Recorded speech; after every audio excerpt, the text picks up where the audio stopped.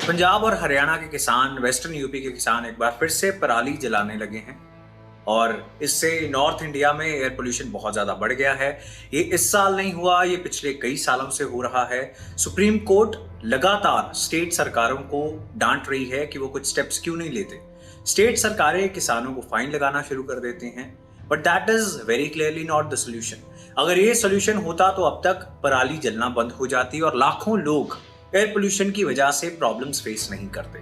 Even world health organisation का कहना है कि इंडिया और चाइना जैसे देशों में एयर पोल्यूशन की वजह से 10 लाख के करीब प्री मैच्योर डेथ्स होती है। सो क्यों पंजाब और हरियाणा के किसान इस बात को नहीं समझते? क्या कारण है कि हर साल ये जानते हुए कि काफी लोग दिक्कत का सामना करेंगे, दोबारा से ये किसान पराली जलाने लगते हैं? इस वीडियो में हम समझेंगे कि क्यों ऐसा होता है, क्यों हर साल नॉर्थ इंडिया एयर पोल्यूशन की वजह से गैस चैम्बर बन जाता है। पहला रीजन है ग्रीन रेवोल्यूशन, हरित क्रांति, जिसने इस इलाके का जो फसलें उगाने का पैटर्न था, क्रॉपिंग पैटर्न था, उसको चेंज कर दिया। यहाँ पे वीट, राइस, ये साइकिल स्टार्ट हो गया। अब राइस जो है वो बहुत ज्यादा पानी इस्तेमाल करता है और इस एरिया का जो ग्राउंड वाटर है वो बहुत तेजी से नीचे जाने लगा। पंजाब के कुछ इलाकों में तो ये भी कहा जाता है कि वो डेजर्टिफाई हो रहे हैं, वो रेगिस्तान बनते जा रहे हैं। अब इस ग्राउंड वाटर को बचाने के लिए पंजाब ने एक एक्ट भी पास किया, पंजाब प्रिजर्वेशन ऑफ सब सॉइल वाटर एक्ट 2009। इस एक्ट का पर्पस था ग्राउंड वाटर को बचाना। और कैसे बचाना था इस एक्ट ने ग्राउंड वाटर को? वो इस तरीके से बचाना था कि जो धान की खेती है वो थोड़ी डिले कर दी जाए, ताकि ग्राउंड वाटर का इस्तेमाल होने की बजाय बरसाती पानी का इस्तेमाल हो। तो हर साल किसानों को एक लिमिट दे दी जाती है कि इस तारीख से पहले आप पैडी यानी धान नहीं बीज सकते। और अगर धान लेट सो की जाएगी, लेट बीजी जाएगी, तो उसकी कटाई भी उतनी ही लेट हो जाएगी। और धान की कटाई के बाद बहुत कम समय रह जाता है अगली फसल के लिए। तो क्योंकि पानी बचाना था और ये एक्ट्स बनाए गए, तो किसान के पास अब बहुत कम समय है अगली फसल के लिए अपनी जमीन को तैयार करने। और जो लेटेस्ट टेक्नोलॉजी है जिससे धान की कटाई की जाती है, पैडी की कटाई की जाती है, उसकी वजह से कुछ छोटे छोटे टुकड़े जमीन में रह जाते हैं जिनको किसी तरीके से मैनेज करना पड़ेगा। अब किसान के पास समय कम है और किसान के पास पैसा भी कम है।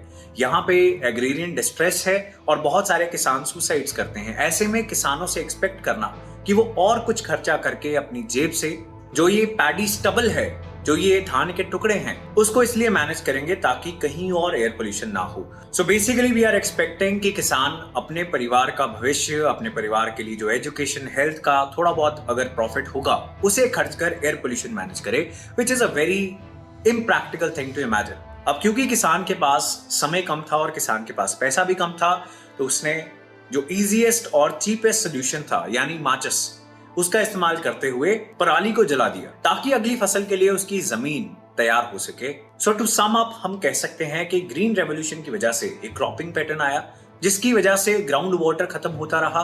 ग्राउंड वाटर को प्रिजर्व करने के लिए कुछ स्टेप्स लिए गए और उससे किसान के पास समय कम रह गया। और समय कम होने के चलते जो सोल्यूशन किसानों को अच्छा लगा, सस्ता लगा, उसकी वजह से एयर पोल्यूशन फैलने लग गया। अब इस प्रॉब्लम का सोल्यूशन स्टेट और सेंट्रल गवर्नमेंट के पास है, किसानों के पास नहीं है। जैसे सेंट्रल और स्टेट गवर्नमेंट्स ने किसानों को वीट और पैडी की ओर पुश किया था, ग्रीन रेवोल्यूशन में इन दो क्रॉप्स को बहुत ज्यादा प्रमोट किया था, उसी तरीके से सरकार अब फाइनेंशियल इंसेंटिव्स देके किसानों को बाकी फसलों की ओर पुश कर सकती है।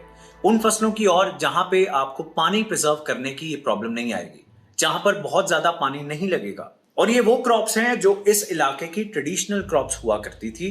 एमएसपी मिलने की वजह से किसानों ने उन्हें छोड़कर वीट और पैडी को बहुत ज्यादा उगाना शुरू कर दिया। यही नहीं, इसके और भी बहुत सारे सोल्यूशन है। पैडी का बहुत सारे सेक्टर्स में इस्तेमाल हो सकता है। सो पैडी वेस्ट होने की बजाय किसानों को इनकम भी दे सकती है। लेकिन ये इनकम कौन देगा? या तो सरकार देगी या कुछ ऐसी इंडस्ट्रीज देंगी जहां पर पैडी का stubble as a raw material use हो सकेगा। अब ये इंडस्ट्रीज प्रमोट करने के लिए अगेन सरकार को कुछ स्टेप्स लेने पड़ेंगे और स्टेट गवर्नमेंट्स के ये स्टेप्स अभी तक काफी नहीं है। So all in all we can not just keep blaming the farmers in this region कि उनकी वजह से एयर पोल्यूशन हो रहा है। It was the policy of the governments जिन्होंने ग्रीन रेवोल्यूशन को प्रमोट किया, and it should be the policy of governments only जो इस प्रॉब्लम का सोल्यूशन ढूंढे by financially incentivizing the farmers, the industries, and by transforming this stubble from a waste to a useful resource. That was all from my side. My name is Sumit and you're watching Sush.